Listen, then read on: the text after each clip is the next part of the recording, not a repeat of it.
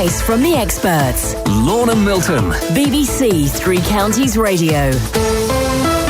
Mark Shields is our expert in the hot seat this afternoon. He's our life coach from Hitchin. But the question is, if you've set yourself a New Year's resolution, or you've simply said, perhaps you don't want to call it a resolution, but you've got a little thought in your mind, just like Justin Dealey had, who presented the consumer programme today. He doesn't like to call it a resolution. He says, just in case he fails, and therefore if he doesn't call it a resolution, he hasn't failed anything. But he's got a little thought that he'd quite like to stick to this year.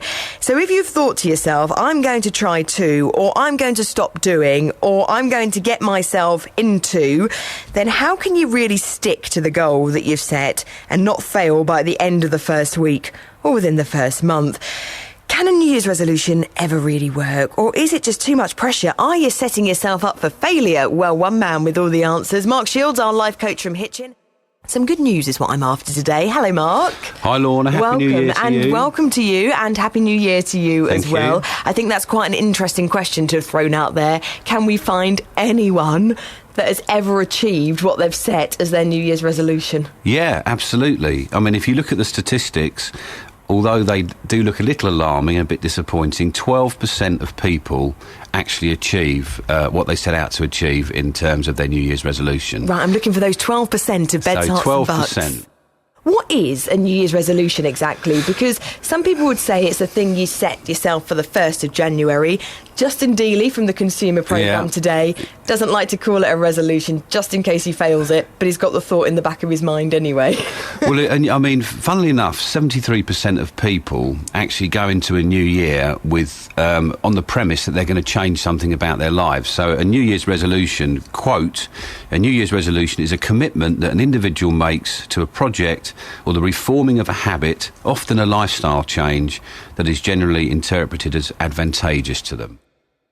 Do tell us, what is the top New Year's resolution? The top New Year's resolution, believe it or not, is spending more time with family and friends. 35% achieve that goal, okay? Yeah. So, and the reason they do that is we gravitate towards pleasure. And often when we're setting New Year's resolutions, if we're setting them sensibly and we're setting them around things that we enjoy doing, that they're realistic. So, for example, if somebody wants to get fit and they love running, it's going to be a far easier goal to achieve than somebody that hates it. So it says on your fact sheet that 9% of people succeed in doing more exercise to get fit. Yeah, the actual results around people that set New Year's resolutions around getting fit, 9% of people achieve. Packing up the cigarettes has got to be a big one. Packing up the cigarettes, let's have a look at that one. Quit smoking, 21% of people that set out to stop smoking, stop smoking. Mm-hmm. So that's 1 in 5. Now, that's interesting because the actual strategies to stop smoking that are out there have a 90% success rate. So a lot of that will be down to the willpower and the staying power of the person that's trying to stop smoking. What I liked from your statistics on your fact sheet was the fact that the most achieved New Year's resolution, with 55%, was the people who set out to enjoy life more. Yeah, that's great, isn't it? I think I'm going to add that in now as my New Year's resolution. That's great. And do you know why that's the most popular? Because it's not a really hard thing to try and achieve, is it? No, it's not. And it's they would need to qualify that. So, you know, if one set that as their New Year's resolution, how are they going to do it? When are they going to do it? What does it look like? Does it mean they're going to enjoy a more active social life? Does it mean they're going to see more of loved ones? Does it mean they're going to learn new things? But generally enjoying life more, kind of being less stressed, so taking on different things that stimulate them and challenge them. Yeah, I'm adding that in. I mean, I know I've a bit late, but with the 7th of January, but enjoy life more. I'm putting a circle around that one. I'll have that one. Our life coach from Hitchin says that the key to achieving a New Year's resolution, or the starting point, is to write it down. Yeah, I mean, a thought is only a thought until you write it down and bring it alive. And the biggest tip, however basic it sounds, is to set realistic goals and write them down. And on the back of the fact sheet, there is a goal planner for people to do that. Because remember, I mean, 33% more people achieve their goals if they write them down, have a strategy and formulate a plan. OK, how do you put it into place? Because I can write on this piece of paper now, I am going to keep going swimming in 2011. There you go. Does that mean I've achieved it? Why are you going to keep going swimming during 2011? What's the reason? So is this the models that you need to look at? Yeah. Right, so what's it called? What have you... The model is called Sea Smart, okay, which we briefly talked about earlier. But when you write your goals down, you have to be very, very committed to achieving them. You have to be very specific. So in your case, you're going 3 times a week. You have to be able to measure that. So you can measure that because you either do your 3 times a week or you don't. The goal has to be achievable. Now, if you've been doing that for some time, it might be an idea to increase that a little bit. Oh, behave.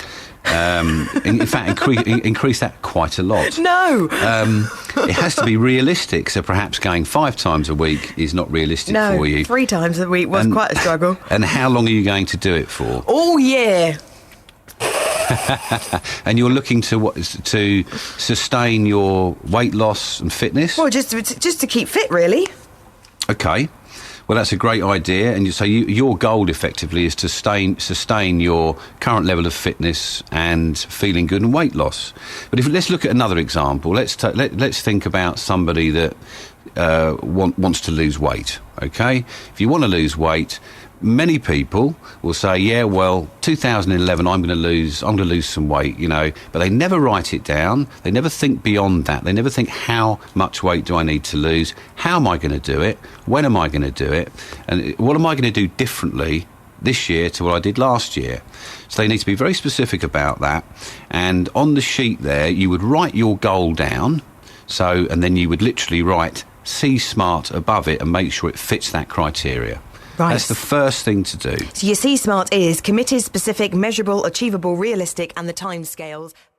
That tells us what you want to do, what you want to achieve. If you always do what you've always done, you'll always get what you've always got. So that's what Monica Akabusi says every Wednesday afternoon to us. It's quite true. So you need to be doing things differently. Okay, to get different results, you've got to do things differently. Once you've established your goals, keep them to a minimum. I mean, quite often people, certainly in sessions when we're doing this, they come up with 15, 16 things they'd like to do. With New Year's resolutions, and to make sure you achieve them, keep them simple and have a maximum of 5. Okay, it's deemed that we can only deal with 5 things at one time. And then from that, against each goal, you would have specific actions of how. So we've talked about the what with the C Smart. Now we're talking about the action plan, which talks about the how are we going to lose the weight. Okay, so that would be a list of actions. So if the first goal was I want to lose 2 stone, how are you going to do that? I'm going to go to the gym 3 times a week. I'm going to go out on a walk on a Sunday afternoon. These are just examples, aren't they? I'm going to eat more healthy. I'm going to cut down, not cut out. I'm going to cut down on some of my little pleasures in life, like chocolate bars and crisps and things like naughty things. But I'm not going to rule them out altogether. I'm going to have a little bit, just not as much as I normally do. Okay. So what you would then do, you would build in, and again, many people don't do this, they build in a review process. Now, that coaching model is called the GROW model, G-R-O-W, and it stands for an individual saying, right, G stands for goal, so this is the goal, reality for the R. Where am I currently against that goal? Where am I against my New Year's resolution? So if I said my New Year's resolution is to drop 6 stone by next week, unrealistic. Unrealistic, you wouldn't do that. So I would counsel you around something much more realistic over a much more realistic timescale, something we could measure sensibly. So we're sitting there, let's say, in a month's time, and you're a little bit behind. So what are the options? Okay, do you carry on swimming 3 times a week? Do you carry on watching what you eat? We may need to be a little bit flexible there and say, yeah, you're doing very well, so you've made some progress, but you haven't made enough progress. So what can we do differently that is, again, specific, measurable, and realistic, achievable with timescales? So every monthly is normally a good time to do the GROW model, to review your goals, and then you would just alter the actions. So if you have set the goal and you've kind of fallen off the wagon come next week, or you've already fallen off it, or it kind of fizzles out around March time, because you think to yourself, I'm supposed to lose £2 a week, but actually I've only lost £1 on average a week. It's not a reason to quit, is what you're saying. No, in fact, I would celebrate that because you are making progress, okay? So you are doing well. And this whole the whole philosophy around achieving is down to confidence and self-belief, which we'll talk about later. But if people go into the new year and say, well, it would be quite nice, wouldn't it, to take up a new sport? They've then got to go through this process of writing it down, coming up with a plan, when they're going to do it, how they're going to do it, and you've got far more chance of achieving it than you would if you just leave it in your head. What about people saying, no, I don't need to write it down, I know I want to take up a brand new sport, I'll just do it. That bloke on the radio, I don't need to write it down, I'm going to be taking up a brand new sport.